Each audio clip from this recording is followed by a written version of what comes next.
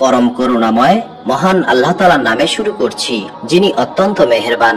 প্রিয় দর্শক, আজকে আমরা জানবো নমরুদের ব্যাপারে, যে নিজেই নিজেকে খোদা বলে দাবি করেছিল। কিন্তু নমরুদ যখন নিজেকে খোদা বলে দাবি করেছিল, তখন তার পরিণতি কি হয়েছিল? এই নমরুদ কিভাবে ধ্বংস হয়েছিল? যখন মহান আল্লাহ তাআলার নবী হযরত ইব্রাহিম আলাইহিস সালাম নমরুদের নিকটে গিয়েছিলেন এবং তাদের মাঝে যখন বিবাদের সৃষ্টি হয়েছিল, তখন হযরত ইব্রাহিম আলাইহিস সালাম নমরুদকে কিভাবে প্রতিহত করেছিলেন, এবং যখন নমরুদ হযরত ইব্রাহিম আলাইহিস সালামকে আগুনে নিক্ষেপ করেছিল, তখন কি ঘটেছিল?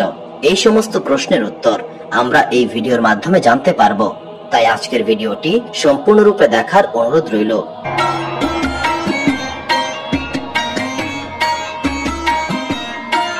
হযরত ইব্রাহিম আলাইহিস সালাম ইরাকের শহর ব্যাবিলনে জন্মগ্রহণ করেন। সেই সময়ে সমগ্র দুনিয়ায় নমরুদের বাদশাহী ছিল। নমরুদ ব্যাবিলন থেকেই তার বাদশাহী পরিচালনা করত। যেই 4 জন বাদশাহ পুরো দুনিয়া শাসন করেছিল, নমরুদ তাদের মাঝে একজন ছিল। নমরুদ ছিল একজন জালিম বাদশাহ। সে শুধুমাত্র একজন জালিম বাদশাহই ছিল না, সে নিজেকে খোদা বলে দাবি করেছিল এবং তার রাজ্যের মানুষদেরকে জোরপূর্বক নিজের ইবাদত করতে বাধ্য করত। সেই সময় চারিদিকে ছিল কুফর এবং শিরকের ছড়াছড়ি। সেই সময়ে হযরত ইব্রাহিম আলাইহিস সালাম মানুষকে মহান আল্লাহ তাআলার একত্ববাদের প্রতি আহ্বান করেছিলেন। এরই ধারাবাহিকতায় হযরত ইব্রাহিম আলাইহিস সালাম নমরুদের নিকট তাওহীদের দাওয়াত নিয়ে যান। মহান আল্লাহ তাআলা এই কথা সূরা বাকারার 258 নম্বর আয়াতে বর্ণনা করেছেন। মহান আল্লাহ তাআলা ইরশাদ করেন, আপনি কি ওই ব্যক্তিকে দেখেননি যে ইব্রাহিমের সঙ্গে তার রব সম্পর্কে বিতর্কে লিপ্ত হয়েছিল, যেহেতু মহান আল্লাহ তাআলা তাকে রাজত্ব দান করেছিলেন। যখন ইব্রাহিম আলাইহিস সালাম বললেন, আমার রব তিনি, যিনি জীবন দান করেন ও মৃত্যু ঘটান, তখন নমরুদ বলল, আমিও তো জীবন দান করি এবং মৃত্যু ঘটাই। তখন ইব্রাহিম আলাইহিস সালাম বললেন, নিশ্চয়ই আমার আল্লাহ তাআলা সূর্যকে পূর্ব দিক থেকে উদয় করান, তুমি পারলে সেটাকে পশ্চিম দিক থেকে উদয় করে দেখাও। এবং মহান আল্লাহ তাআলা জালিমদেরকে হেদায়েত প্রদান করেন না। হযরত ইব্রাহিম আলাইহিস সালাম নমরুদকে অনেকভাবে বোঝানোর চেষ্টা করেও ব্যর্থ হলেন। আসলে ধ্বংসই যার অনিবার্য পরিণতি, সে হেদায়েতের পথে কেন আসবে? এই ঘটনার বেশ কিছুদিন পর মহান আল্লাহ তাআলার ইচ্ছায় নমরুদের রাজ্যে প্রচন্ড খরার সৃষ্টি হলো।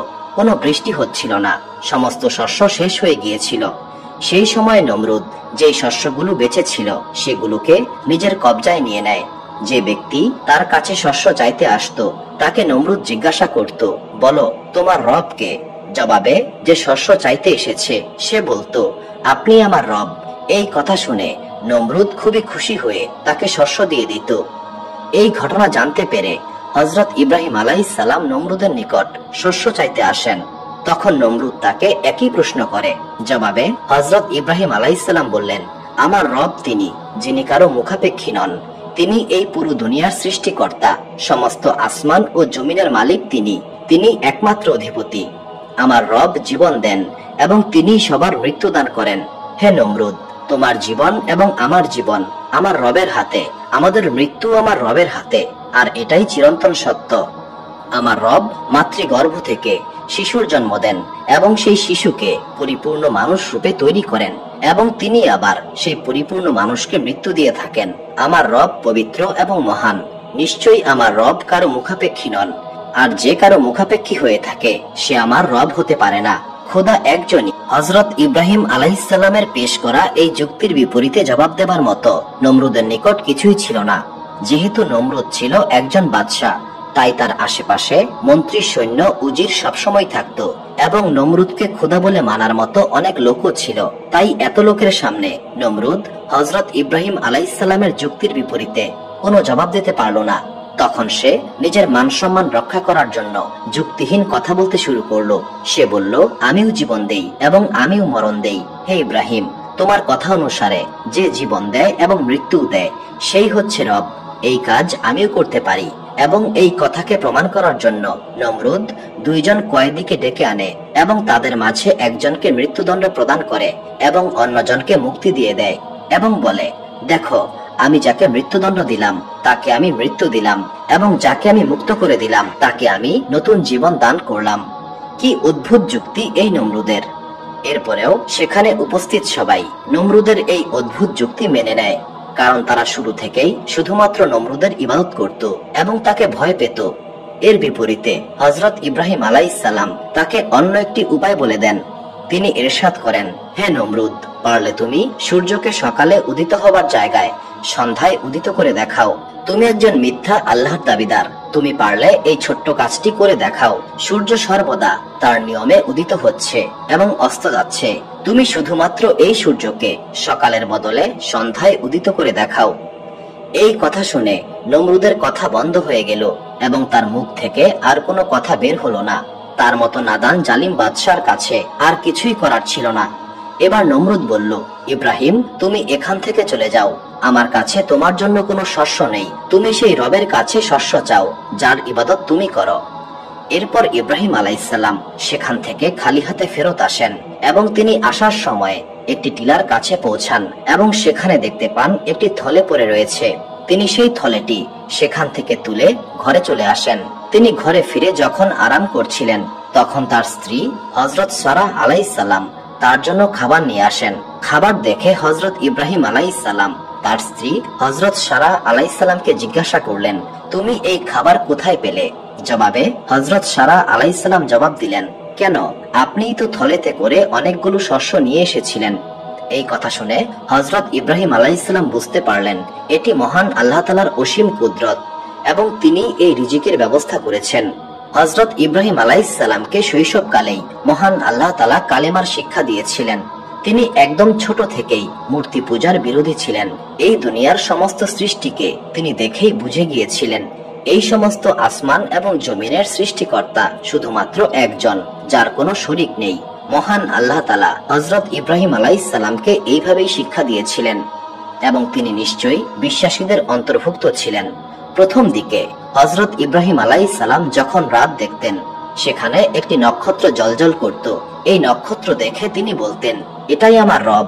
কিন্তু যখন সেই নক্ষত্র ডুবে গেল তিনি বললেন, যা অস্ত যায় সেটি আমার রব হতে পারে না। যখন তিনি চাঁদকে দেখতে পেলেন তিনি বললেন, এটাই আমার রব। কিন্তু যখন চাঁদ অস্ত গেল, আমার রব যদি আমাকে হেদায়েত না করেন তবে আমি গুমরাহীদের অন্তর্ভুক্ত হয়ে যাব।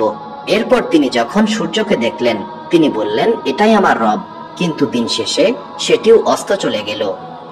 এবার তিনি তার কাউমকে বললেন, হে আমার কাউম, তোমরা যাকে তোমাদের রব বলে মনে করছো আমি তাদের সবাইকে অস্বীকার করছি। আমি তো নিজেকে সেই রবের সামনে সমর্পণ করেছি যিনি এই আসমান এবং জমিনের সৃষ্টিকর্তা। আমি শিরককারীদের অন্তর্ভুক্ত নই। হযরত ইব্রাহিম আলাইহিসসালাম যখন মৃত্যুর পর পুনরুত্থান বা পুনরায় কিভাবে জীবিত করা হবে এই বিষয়টি বুঝতে চান তখন মহান আল্লাহ তাআলা তাকে পাখি দিয়ে এই বিষয়টি দেখিয়ে দিয়েছিলেন, যেমনটি সূরা বাকারায় মহান আল্লাহ তাআলা বর্ণনা করেছেন। আর সেই সময়ের কথা শুনুন যখন ইব্রাহিম আলাইহিসসালাম আমাকে বললেন, হে আমার রব, আপনি কিভাবে মৃতকে জীবিত করেন এই বিষয়টি আমাকে দেখান। তখন মহান আল্লাহ তাআলা বললেন, তুমি কি বিশ্বাস করো না? তখন হযরত ইব্রাহিম আলাইহিসসালাম বললেন, আমি কেন বিশ্বাস করব না? আমি শুধুমাত্র নিজের চোখে এই বিষয়টি দেখতে চাই যাতে আমার অন্তরে প্রশান্তি আসে। তখন মহান আল্লাহ তাআলা বললেন, তুমি 4টি পাখি ধরে নিয়ে এসো, তারপর সেগুলোকে টুকরো টুকরো করে পাহাড়ের বিভিন্ন জায়গায় রেখে আসো। এরপর তাদেরকে ডাকো, দেখবে সেই 4টি পাখি তোমার নিকটে আবারও চলে আসবে। হযরত ইব্রাহিম আলাইহিসসালামের পিতা মূর্তি পূজা করত এবং মূর্তি বানিয়ে সেগুলোকে বিক্রি করত। হযরত ইব্রাহিম আলাইহিসসালাম ছোট থেকেই মূর্তি পূজার ঘোর বিরোধী ছিলেন। এই কারণে তাকে বহু প্রাণনাশের হুমকি দেওয়া হয়েছে। তাকে অনেকবার ঘর থেকে বের করে দেওয়ার হুমকি দেওয়া হয়েছে। এরপরেও হযরত ইব্রাহিম আলাইহিসসালাম তার কাউমের সমস্ত মূর্তিকে ভেঙে টুকরো টুকরো করে দিয়েছিলেন। এই ঘটনায় হযরত ইব্রাহিম আলাইহিসসালামের কাউম একত্রিত হয় এবং বলে, আমাদের খোদার সঙ্গে এই জঘন্যতম কাজটি কে করেছে? নিশ্চয়ই সে অনেক বড় জালিম হবে।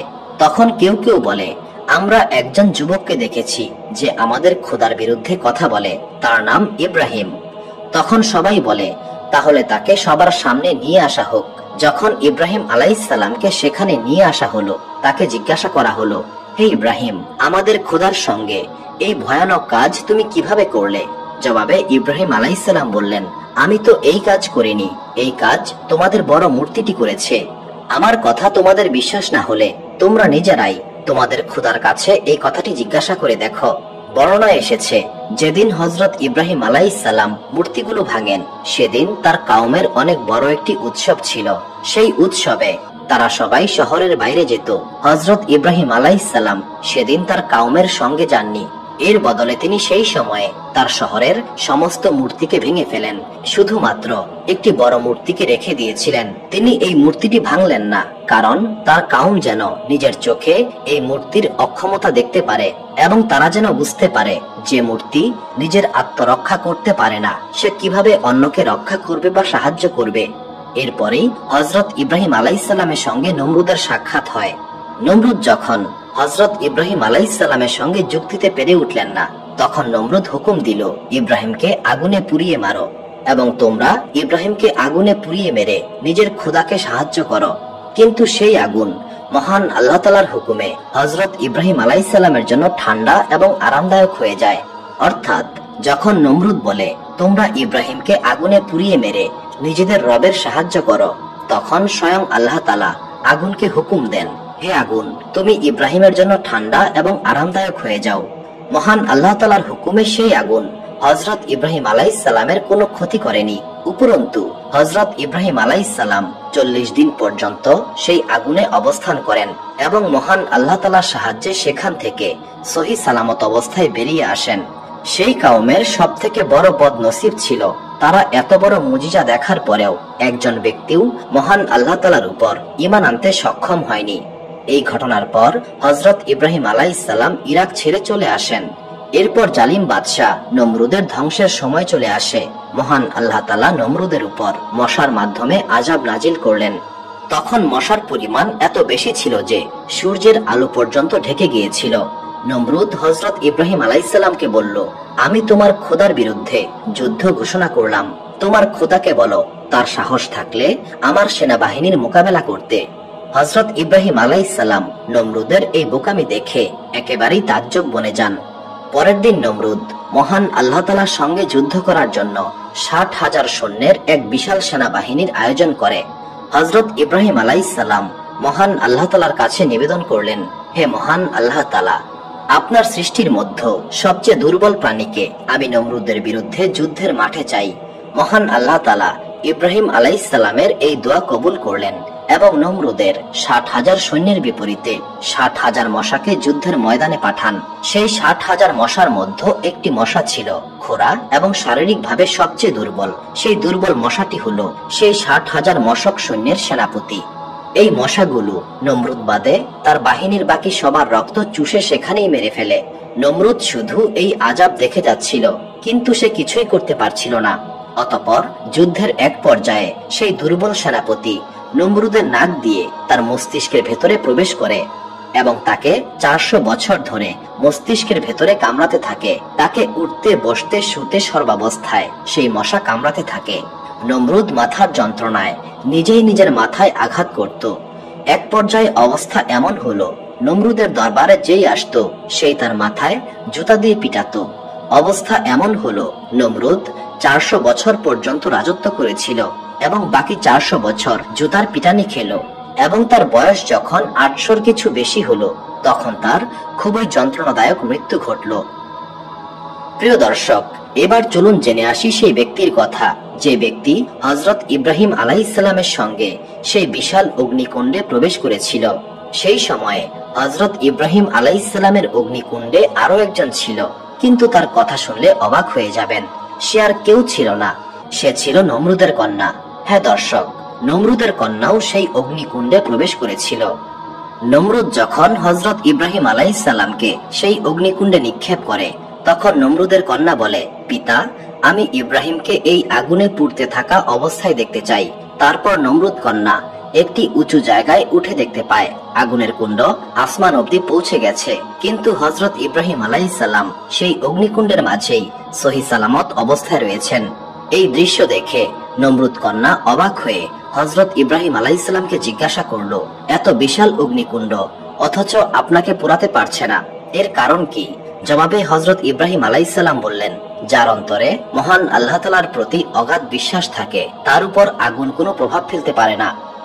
তখন নমরুদ কন্যা হযরত ইব্রাহিম আলাইহিসসালামকে আগুনের মাঝে এত আরামে থাকতে দেখে বলল, হে ইব্রাহিম, আমিও আপনার নিকটে আসতে চাই, কিন্তু আমি এখানে কিভাবে আসব? জবাবে হযরত ইব্রাহিম আলাইহিসসালাম বললেন, তুমি যদি মহান আল্লাহ তাআলার প্রতি ঈমান আনতে পারো তবেই এই আগুনে তোমার কিছুই হবে না। এই কথা শুনে নমরুদের কন্যা মহান আল্লাহ তাআলার প্রতি ঈমান আনলো এবং সঙ্গে সঙ্গে আগুনে ঝাঁপ দিল। মহান আল্লাহ তাআলার অসীম কুদরতে তার উপরেও আগুন কোনো প্রভাব ফেলল না। এরপর নমরুদ কন্যা সেখান থেকে বেরিয়ে আসে এবং তার পিতাকে সব ঘটনা খুলে বলে। এই সমস্ত কথা শুনে নমরুদের হুঁশ উড়ে যায়। সে প্রথমে অনেক ভালোভাবে তার কন্যাকে বোঝাতে শুরু করে, কিন্তু এতে কোনো কাজ হয় না। এরপর নমরুদ হুমকি দেয়, তুমি যদি ইব্রাহিমের ধর্ম ত্যাগ না করো তবে তোমার জন্য ভয়াবহ শাস্তির ব্যবস্থা করব। কিন্তু নমরুদের এই হুমকিতেও নমরুদ কন্যা ইসলাম ত্যাগ করল না এবং এই কারণে নমরুদ তার কন্যার উপর ভয়ানক জুলুম করতে শুরু করে। এরপর মহান আল্লাহ তাআলার হুকুমে হযরত জিবরাইল আলাইহিস সালাম নমরুদের কন্যাকে সেখান থেকে উদ্ধার করে হযরত ইব্রাহিম আলাইহিস সালামের নিকটে নিয়ে আসেন। প্রিয় দর্শক, রেওয়াত অনুযায়ী নমরুদ যখন হযরত ইব্রাহিম আলাইহিস সালামকে সেই অগ্নিকুণ্ডে নিক্ষেপ করেছিল, সেই অগ্নিকুণ্ডের উপর দিয়ে একটি পাখি কয়েকবার চক্কর দিতে লাগলো।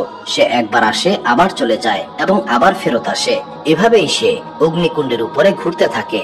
কেউ তাকে জিজ্ঞাসা করলো, এই পাখি, তুমি এখানে কি করছো? জবাবে মহান আল্লাহ তাআলার কুদরতে সেই পাখি বলল, আমি আমার ঠোঁটের সাহায্যে পানি নিয়ে এসে এই আগুনটাকে নেভানোর চেষ্টা করছি। এই কথা শুনে প্রশ্নকারী জিজ্ঞাসা করলো, এই পাখি, তোমার এই সামান্য পানিতে কি এই বিশাল আগুন নিভে যাবে? যে আগুনের শিখা আসমান পর্যন্ত উঠে যাচ্ছে, যে আগুন জ্বালাতে নমরুদ তার সমস্ত বাহিনীকে নিযুক্ত করেছে, তোমার এই সামান্য ছিটে ফোটা পানিতে এই আগুন কিভাবে নিভবে? তার থেকে বরং তুমি এখান থেকে চলে যাও, হতে পারে এই আগুনের শিখায় তুমিও মারা যাবে। এই কথা শুনে পাখি বলল, আমি জানি আমার ঠোঁটে করে আনা সামান্য পানিতে এই বিশাল অগ্নিকুণ্ড নিভবে না, কিন্তু আমার এই কাজ কিয়ামত পর্যন্ত সবার জন্য শিক্ষা হয়ে থাকবে। আর আমি নিজেকে আগুন জ্বালানোর দলে নয়, আগুন নিভানোর দলে অন্তর্ভুক্ত করব। রাসূলুল্লাহ সাল্লাল্লাহু আলাইহি সাল্লাম বলেছেন, তোমরা ব্যাঙকে হত্যা করো না, কিন্তু টিকটিকিকে হত্যা করতে পারো, কারণ ব্যাঙ নিজেও হযরত ইব্রাহিম আলাইহিস সালামের আগুন নিভাতে চেয়েছে, কিন্তু টিকটিকি সেই আগুন জ্বালাতে সাহায্য করেছে। ইবনে আব্বাস রাদিয়াল্লাহু তাআলা আনহু বর্ণনা করেন, যখন হযরত ইব্রাহিম আলাইহিস সালামকে আগুনে নিক্ষেপ করা হলো, তিনি বললেন, আমার জন্য আমার আল্লাহ তাআলাই যথেষ্ট, আর তিনি শ্রেষ্ঠ বিচারক। এছাড়া যখন হযরত ইব্রাহিম আলাইহিস সালামকে আগুনে নিক্ষেপ করা হলো, সেখানে হযরত জিবরাইল আলাইহিস সালাম আসেন এবং তিনি বলেন, হে ইব্রাহিম, তুমি কি তোমার রবকে কোনো প্রশ্ন করতে চাও? জবাবে ইব্রাহিম আলাইহিস সালাম বলেন, আমার অবস্থা আমার থেকে আমার রবই ভালো জানেন, আমার কোনো প্রশ্ন নেই। একটি বর্ণনা এসেছে, যখন ইব্রাহিম আলাইহিস সালামকে আগুনে নিক্ষেপ করা হয়েছিল তখন তার বয়স ছিল মাত্র 16 বছর। আবার কোথাও কোথাও এসেছে তার বয়স ছিল 26 বছর। এরপর যখন নমরুদ তার মহল থেকে এসে দেখে হযরত ইব্রাহিম আলাইহিস সালাম সহি সালামত অবস্থায় রয়েছেন, তখন নমরুদ বলে, তোমার রব খুবই ভালো, আমি তোমার রবের জন্য 2000 উট কুরবানি দেব। যদিও এই কথার কোনো সত্যতা পাওয়া যায় না, এখান থেকে এটাই প্রমাণ হয়, যদি মহান আল্লাহ তাআলা চান তবে কেউ তার বান্দার ক্ষতি করতে পারবে না। আর নমরুদের এমন বাহিনীকে তিনি সামান্য মশা দিয়েই শেষ করে দিতে পারেন। এই ভয়ানক আযাবের সময় নমরুদের বাহিনী শুধুই দাঁড়িয়ে দাঁড়িয়ে দেখছিল, কিন্তু কিচ্ছুই করার ছিল না। আমরা মহান আল্লাহ তাআলার কাছে দোয়া করি, আল্লাহ তাআলা যেন তার নবীদেরকে অনুসরণ করার তৌফিক দেন এবং সর্বদা তার উপর অটল থাকার মতো শক্তি দেন। আমাদেরকে কুফর এবং শিরক থেকে হেফাজত করেন, ঈমানের সঙ্গে জীবনযাপন করার তৌফিক দান করেন, আমিন। সুপ্রিয় দর্শক মণ্ডলী, প্রতিদিন নতুন নতুন ভিডিও পেতে আমাদের চ্যানেলটি অবশ্যই সাবস্ক্রাইব করুন এবং পাশে থাকা বেল আইকনটি প্রেস করতে অবশ্যই ভুলবেন না, এবং সেই সাথে আপনার যে কোনো মতামত আমাদের জানাতে আমাদের ভিডিওতে অবশ্যই কমেন্ট করুন। আশা করি আপনারা সবাই ভালো থাকবেন এবং সুস্থ থাকবেন। আসসালামু আলাইকুম।